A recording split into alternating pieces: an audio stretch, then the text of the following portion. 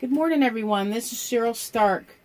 I'm going to try a tutorial today. It's my very first tutorial. I'm going to make this policy envelope. I've had people asking if I could make this policy envelope. All you really need for it is a couple of sheets of paper. If you're not using just designer cardstock, I'm using craft cardstock and designer paper. This is Artie Mae's Enchanted Caroline add-on, and you're gonna need 6 circles, 6 1-inch circles. I'm gonna punch a hole in them, and a couple of brads and a piece of string and some glue. And this is what I'm gonna make. Okay, so first thing you do is you take a sheet of craft cardstock and you score at a 1/2 inch, putting it the long way. You score at 4 inches and 7.5 inches. You turn it this way, and I decided I want my flap at 1.5 inches. So you score it 1.5 inches, and then the bottom at 8 inches. Then we get rid of this part, this part, this part, this part, this part, and this part. So I just take my scissors and cut along the score lines.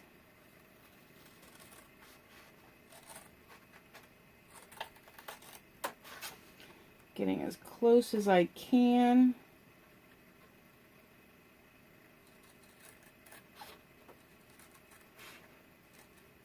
Going at least to the other side of the score line. Otherwise you'll have issues folding.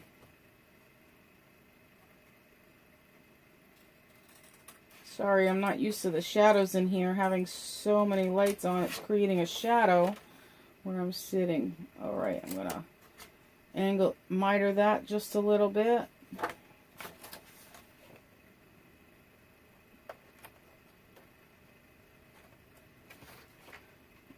Miter this one just a little bit because that's going to be the bottom of the envelope.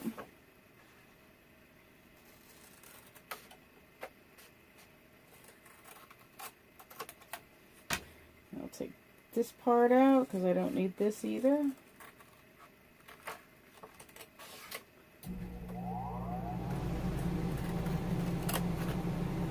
It's funny how we all get quiet when we're cutting things or concentrating on what we're doing here. There.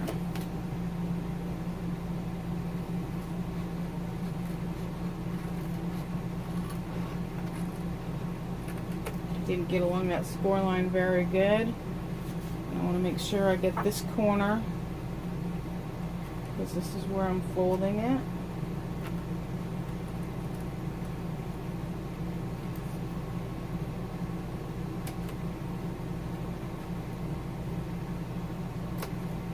There we go. So I'll clean this mess up, and I'll prep all my score lines, fold along all my score lines.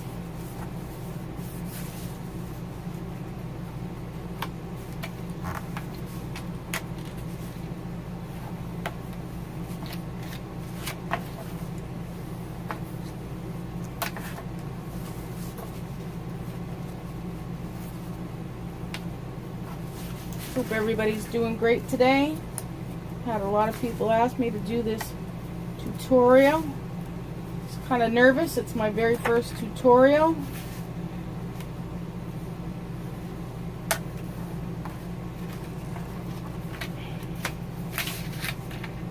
This one I'm going to fold both ways because you can make it a flip either way.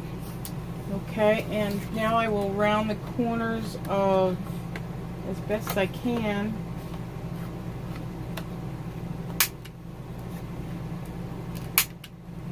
Of my flap.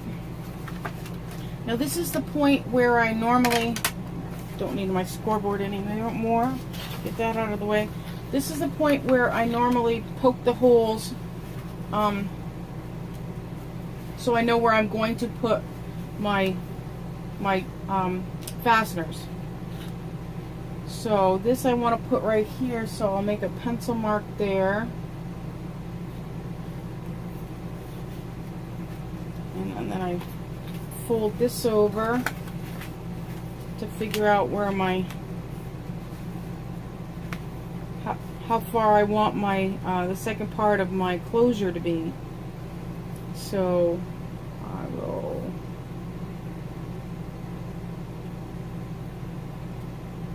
I think that's a good distance. I take my 1-inch punch to make those, and I'll punch six circles.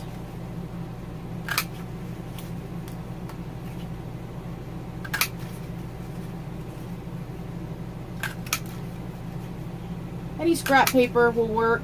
I just picked a scrap piece of cardstock I had laying around because there's always scraps. Actually 7 circles, because I like to cover up the brad on the inside so it doesn't catch on any tags or anything I put into the envelope. So and then what I do is I glue these together like you wanted to see me glue things together. I glue 3 together to make it substantial, so the closure, otherwise it kind of floppy and not enough structure to it. So putting 3 of the discs together makes it rather substantial. Some people only use 2. I like it to be a little bit more burly, so I put 3 together. And you can make this envelope any size you want. I was just goofing around with a sheet of cardstock, wondering, you know, how much it would take me to make the envelope. So there I have my 3 discs, my 2 for the closure and 1 to cover it up. I take my crocodile,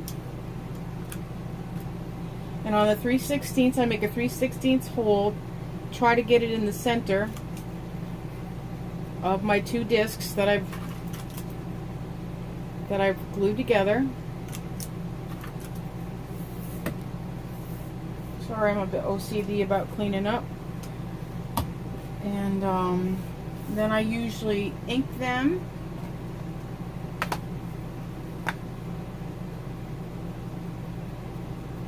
I know, I'm like everybody else. How exciting is it to watch somebody ink? But I ink the edges. I think it gives them a little bit more finished look.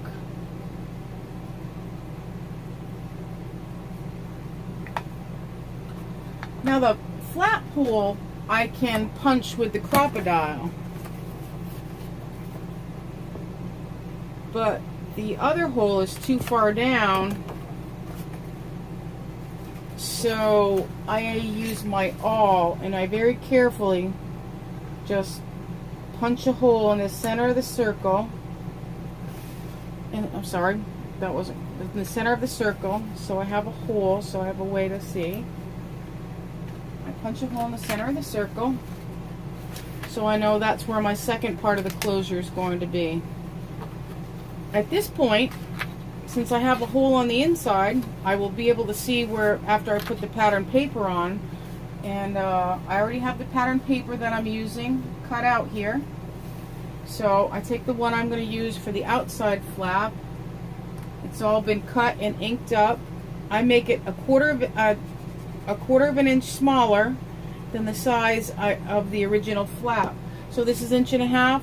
So I make this I make the mat 1.25 inches. And at this point I can see where the hole is, so I can just re-punch this with the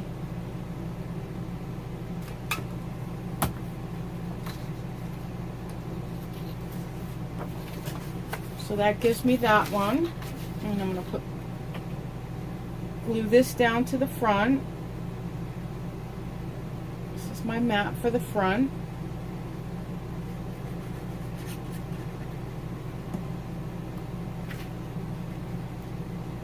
Try to get it centered as well as possible. And then at this point, I take my 1.5" punch, circle punch, and I make the little scoop in the front. So I try to get it centered. I'm not usually very good at that. And I bump that out of there. Then I give it a quick swipe with my ink. Okay, so now I've got that one there and that one there, and now I know where the hole is going to be on the inside for my brad to go through. So I just wiggle my awl just enough to get it through and make a hole. That's good. Then I take my, let me put the cover on this. I don't need to have my glue drying out. Then I take my discs, figure out what color brad I want to use. I think I'm going to use this one. And I take my disc and I put it through the top hole for the flap. Now I didn't make a covering disc for this one because I'm going to I made an inside cover for the flap, so that's going to cover up the inside, so we don't, number one, we don't have to look at the brad, and number two, nothing will catch on it. Then I put the second disc on here, poke the brad through, and this is where I use that spare circle that I cut out that I didn't put a hole in to cover that up, just to be sure whatever I place in this envelope, I'm not going to catch it on that brad. There we go. Now I can glue the envelope together.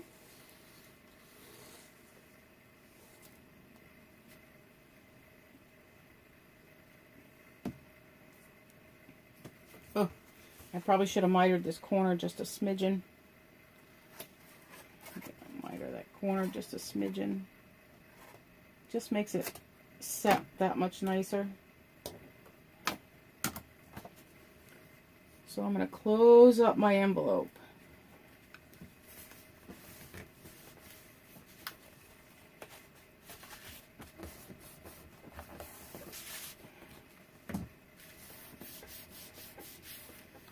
Now at this point, so this is going to be the back of my flap, which I'm going to glue down to my page.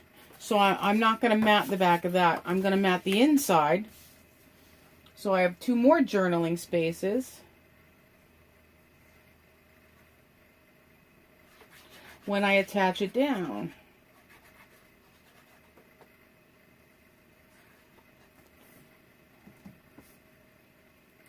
So I'll put one, oh, it's kind of upside down. I'll put one here.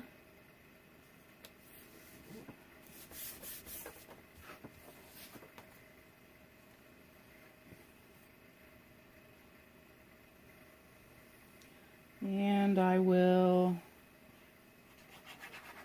put this one on the other side.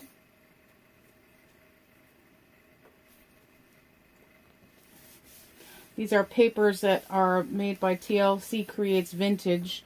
I've decided to make an autumn journal. I know it's a little early for that, but I decided to make an autumn journal.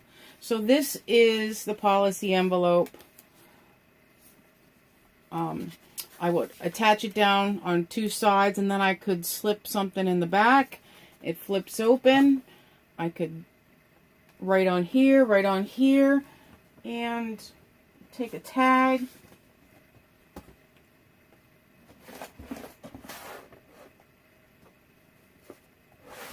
To slip inside. I thought I had a tag sitting right here pre-made. Silly me. So that is, oh, and the string closure. Let's see. What I do is I take and I jam the string underneath here. I wrap it around once, and then I wrap it around the top part. And then I have a policy envelope. I hope you've all enjoyed this tutorial. I hope it wasn't too confusing. It is my first tutorial, so I am very, very nervous. And then what I do is I ink all around the edges. I've been using Forest Moss Distress ink, which is one of my new favorites by Tim Holtz. I think I'm going to use it in my autumn journal, and I hope you all really like that. You all have a great day, and I hope I see you again soon. Thanks a lot. Bye-bye.